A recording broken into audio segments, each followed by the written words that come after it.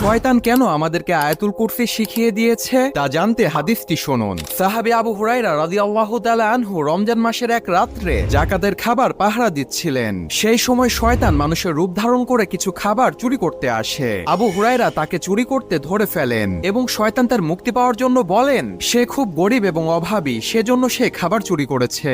আবু হুরায়রা তার কষ্ট দেখে তাকে ছেড়ে দিলেন। দ্বিতীয় দিনে ঠিক একই ঘটনা ঘটে এবং শয়তান আবারও মুক্তি চায়। সেই রাত্রেও তাকে ছেড়ে দেওয়া হয়। তৃতীয় দিনে শয়তান আবারও চুরি করতে আসে, কিন্তু আবু হুরায়রা তাকে ধরে আর ছাড়লেন না। তখন শয়তান তার নিজের জীবন বাঁচানোর জন্য বলল, তুমি আমাকে ছেড়ে দাও, আমি এর বিনিময়ে তোমাকে এমন একটি জিনিস শিখিয়ে দিব যা করলে তোমাকে আল্লাহ তাআলা শয়তান থেকে রক্ষা করবে। এই বলে তখন সে শয়তান আয়াতুল কুরসি শিখিয়ে দিলেন। এই ঘটনা সাহাবী আবু হুরায়রা রাসূল সাল্লাল্লাহু আলাইহি ওয়াসাল্লামের কাছে বর্ণনা করলেন। তখন রাসূল বললেন, সে শয়তান তোমাকে সত্য বলেছে।